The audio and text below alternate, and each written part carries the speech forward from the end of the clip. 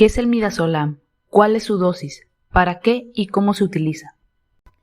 Hola, soy la doctora Hilda Sánchez y en esta ocasión vamos a hablar sobre el uso del midazolam en el servicio de urgencias.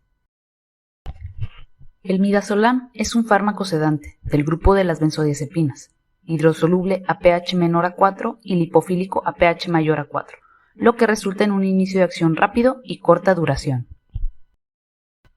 Su mecanismo de acción radica en su unión al sitio benzodiazepínico en los receptores GABA-A, en la subunidad gamma, lo que provoca mayor afinidad del neurotransmisor GABA en el receptor, con el consecuente aumento de la frecuencia en la apertura de los canales de cloro y del aumento de este en la membrana neuronal, provocando hiperpolarización y disminución de la excitabilidad.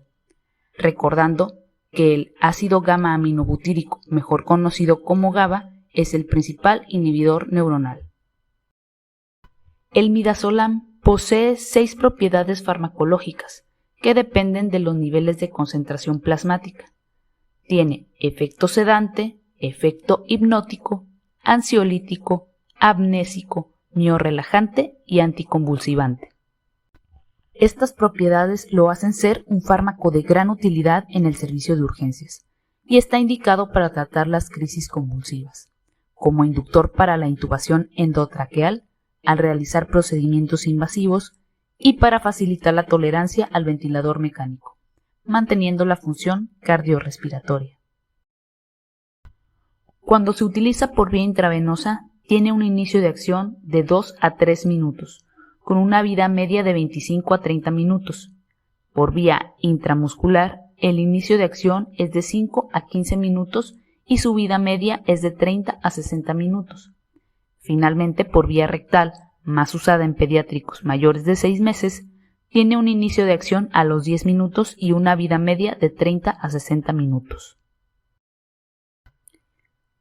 Los efectos adversos más importantes son la hipotensión sistémica, con disminución de hasta el 15% de la tensión arterial en pacientes eubolémicos.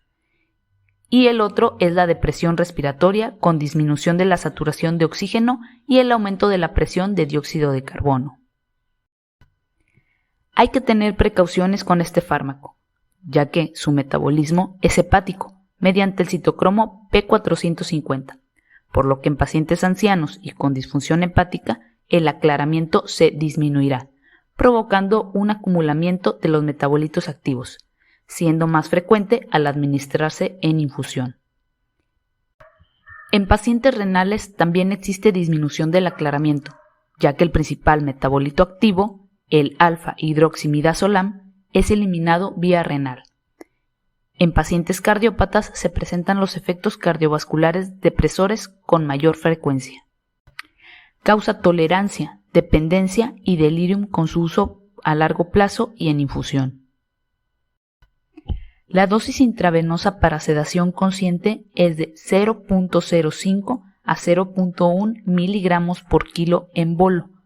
Para sedación profunda es de 0.2 a 0.5 miligramos por kilo por hora. Por vía intramuscular, la dosis es de 0.07 a 0.1 miligramos por kilo en bolo. Y por vía rectal es 0.3 a 0.5 miligramos por kilo en bolo. Finalmente, para calcular la infusión, debemos tener la dosis, el peso del paciente y la dilución del midazolam. Empezamos entonces por calcular la dosis por peso, que es 0.2 miligramos por 78 kilogramos. Nos da un igual a 15.6 miligramos por hora. Ahora haremos una regla de 3 simple para sacar los mililitros a los que pasará la infusión. Si tenemos una dilución de 90 miligramos en 100 mililitros, dividimos 90 entre 100 y nos da igual a 0.9 miligramos, que va a tener cada mililitro.